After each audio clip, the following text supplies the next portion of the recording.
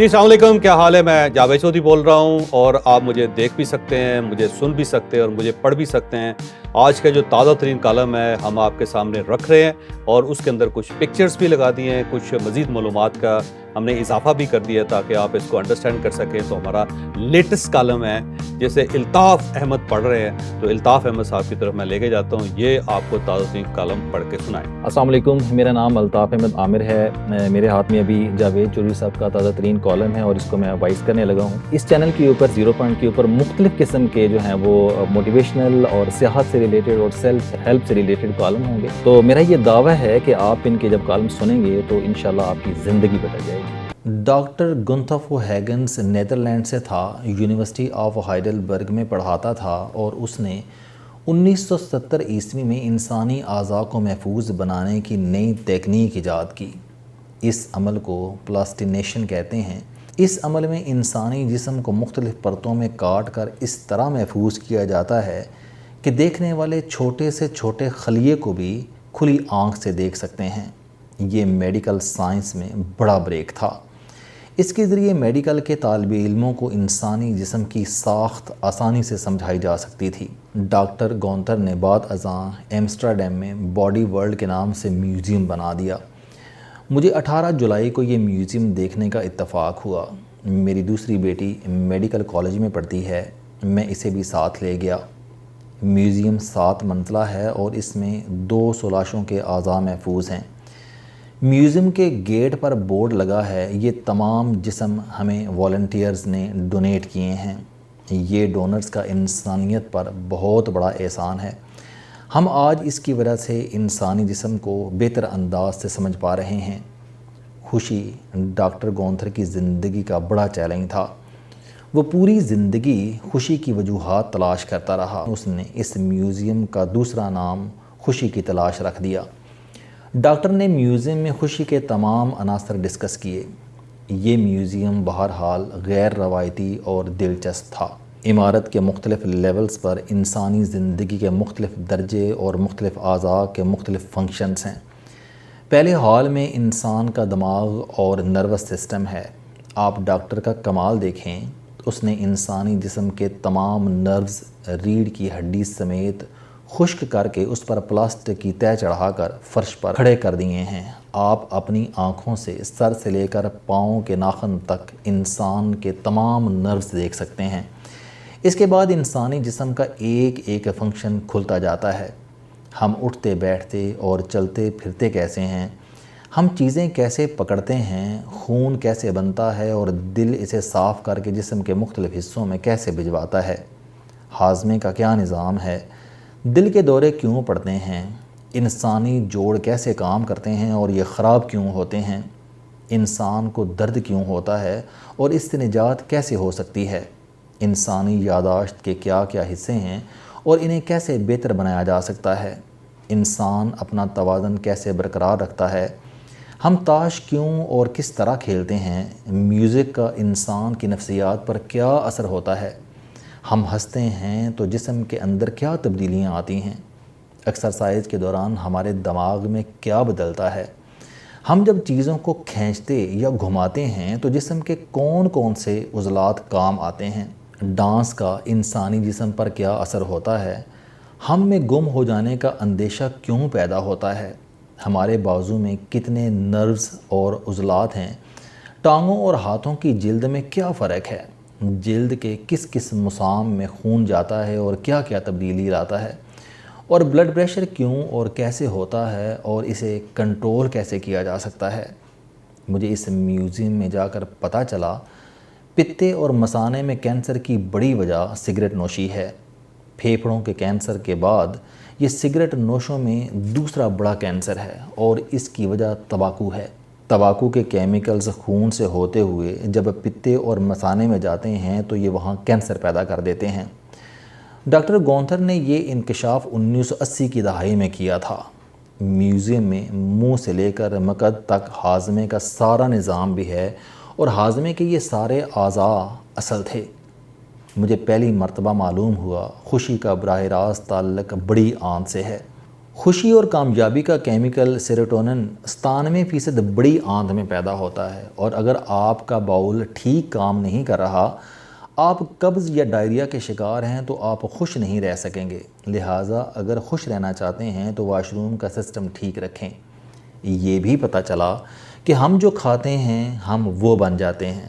ہمیں صحت مند رہنے کے لیے 40 قسم کی خوراکیں چاہئیں، اور کوئی ایک غذا یہ سارے اجزاء پورے نہیں کر سکتی۔ لہٰذا ہمیں ایسی خوراک لینی چاہیے جس میں فروٹ، سبزیاں، زیتون کا تیل، ہول گرین، گوشت اور مچھلی ہو۔ میوزیم میں باقاعدہ عملی طور پر دکھایا گیا جدید دور کی 3 خوراکوں نے انسانوں کو کیسے تباہ کیا۔ یہ چینی، نمک اور پروسیسڈ غذائیں ہیں۔ شوگر، دل کے امراض، heart attack, blood pressure, cancer اور موٹاپا ان خراب غذاؤں سے منسلک ہے۔ میوزیم میں یہ بھی پتہ چلا خوشی کا تعلق اچیومنٹ یعنی کامیابی سے ہوتا ہے۔ آپ جب کوئی ٹارگٹ پورا کر لیتے ہیں تو آپ کو خوشی ملتی ہے۔ آپ خوش ہونا چاہتے ہیں تو روزانہ کے ٹارگٹ اچیو کیا کریں، آپ کو خوشی مل جائے گی۔ تاہم آپ کے ٹارگٹس مثبت ہونے چاہیے، کیونکہ منفی ٹارگٹ کے بعد انسان گلٹ یعنی احساس گناہ کا شکار ہو جاتا ہے، اور گلٹ خوشی کو نگل جاتا ہے۔ یہ بڑی دیر تک انسان کے ذہن میں ہی رہتا ہے۔ میوزیم میں دعویٰ کیا گیا کہ فخر، شکر اور کہکہ انسان کے اندر خوشی پیدا کرتے ہیں، اور ان کا اثر بڑی دیر تک قائم رہتا ہے۔ ڈاکٹر گونتھر کا دعویٰ تھا، آپ اگر فخر، شکر اور کہکے کو روزانہ 3 مرتبہ دہرا لیں تو آپ خوش رہنا سیکھ جائیں گے۔ ڈاکٹر نے انکشاف کیا، سٹریس انسان کا دشمن کے بجائے محسن ہے۔ ہم جب سٹریس میں آتے ہیں تو پورا جسم الرٹ ہو جاتا ہے، اس میں انرجی آ جاتی ہے۔ سٹریس انسان کی یادداشت بھی بڑھاتا ہے، اس کے دفاعی نظام کو بھی بہتر بناتا ہے، مشکلوں سے نکلنے کا حوصلہ بھی دیتا ہے، اور اس کی پیداواری صلاحیت میں بھی اضافہ کرتا ہے۔ لہٰذا دنیا کے تمام کامیاب لوگ زندگی میں کبھی نہ کبھی سٹریس کے خوفناک فیز سے گزرتے ہیں۔ اگر آپ کو سٹریس نہیں ہوگا تو پھر آپ کی زندگی میں کوئی موٹیویشن نہیں ہوگی، آپ کی زندگی بور، سست اور ڈپریشن سے بھرپور ہوگی۔ ڈاکٹر گونتھر کے مطابق قدرت نے انسان کے کامیابیاں سمیٹنے کے سسٹم میں بریک نہیں لگائی، چنانچہ یہ جب کسی دنیاوی کامیابی کی طرف دوڑتا ہے تو پھر دوڑتا ہی چلا جاتا ہے، یہ رک نہیں پاتا، اور یہ اس کی زندگی کا سب سے بڑا المیہ ہے۔ لہٰذا انسان کو آگے بڑھنے سے قبل سب سے پہلے بس یعنی انف کا فیصلہ کرنا چاہیے۔ آپ جس دن یہ فیصلہ کر لیتے ہیں اس دن آپ خوشی کی طرف چلنا شروع کر دیتے ہیں۔ ڈاکٹر گونتھر کی ریسرچ کے مطابق انسان کے اندر خوشی کے عناصر اچیومنٹ سے پیدا ہوتے ہیں، اور اچیومنٹ کسی نہ کسی ریوارڈ سے منسلک ہوتی ہے۔ آپ ریس جیتتے ہیں تو آپ کو میڈل یا کیش پرائز ملتا ہے، یہ آپ کا ریوارڈ ہے۔ یہ جب تک آپ کو ملتا رہے گا آپ اس وقت تک بھاگتے رہیں گے، کیونکہ ریوارڈ آپ کے دماغ میں خوشی اور فخر کے کیمیکل پیدا کرتا ہے۔ خوشی اور فخر کے یہ کیمیکل انسان کو شراب، سگریٹ، چرس، ہیروئن اور ڈرگز سے بھی ملتے ہیں۔ ڈرگز کے کیمیکل اصل کیمیکل سے 10 گنا ہوتے ہیں، چنانچہ زیادہ تر لوگ اصل کامیابی کے بجائے ڈرگز کی لت میں مبتلا ہو جاتے ہیں، کیونکہ انہیں شروع میں اس میں خوشی اور فخر ملتا ہے، اور چند ہفتوں کے بعد اگلی خوراک یا زیادہ سے زیادہ خوراک ان کا ریوارڈ بن جاتی ہے، اور یوں یہ گھٹ گھٹ کر مر جاتے ہیں۔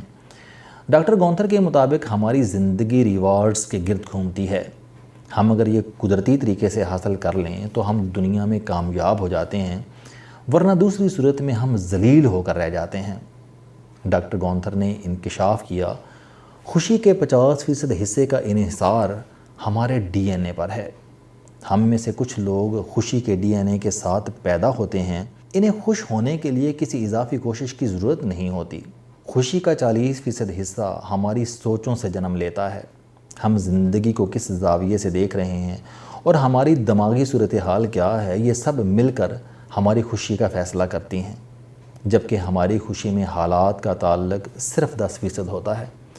مہنگائی میں کمی، خوشگوار موسم، اچھے دوست، اچھی حکومت، موٹیویشنل تقریب، ملک میں امن اور اچھی فلموں کا ہماری خوشی میں صرف 10% حصہ ہوتا ہے۔ لہٰذا جن لوگوں کی سوچ مثبت ہوتی ہے یا وہ خوشی کا ڈی این اے لے کر پیدا ہوتے ہیں وہ جنگوں، سیلابوں، جنگلوں، وباؤں، بے روزگاری اور انتہائی درجے کی مہنگائی میں بھی خوش رہتے ہیں۔ ان پر بیرونی حالات اثر نہیں کرتے۔ اس کا دعویٰ تھا کہ ہم اپنا ڈی این اے نہیں بدل سکتے۔ اگر قدرت نے ہمیں غمگین ڈی این اے دے کر دنیا میں بھیجا ہے تو ہم کسی بھی موسم اور کسی بھی کامیابی کے بعد خوش نہیں ہو سکیں گے۔ تاہم انسان اپنے دماغ پر کام کر کے خود کو 40% تک خوش رکھ سکتا ہے۔ قدرت کے اس راز سے زیادہ تر اداس اور غمزدہ لوگ واقف نہیں ہیں، چنانچہ یہ دماغ کو گھٹن میں دھکیل کر رہی صحیح کسر بھی پوری کر دیتے ہیں اور ساغر صدیقی بن کر 46 سال کی عمر میں فٹ پاتھ پر فوت ہو جاتے ہیں، یا سعادت حسن منٹو کی طرح خود کو شراب میں ڈبو کر صرف 43 سال کی عمر میں دنیا سے رخصت ہو جاتے ہیں۔ کاش سعادت حسن منٹو اور ساغر صدیقی ڈاکٹر گونتھر سے ملے ہوتے یا انہوں نے یہ میوزیم دیکھا ہوتا تو شاید آج ان کی کہانی مختلف ہوتی۔ بہرحال یہ میوزیم کمال ہے۔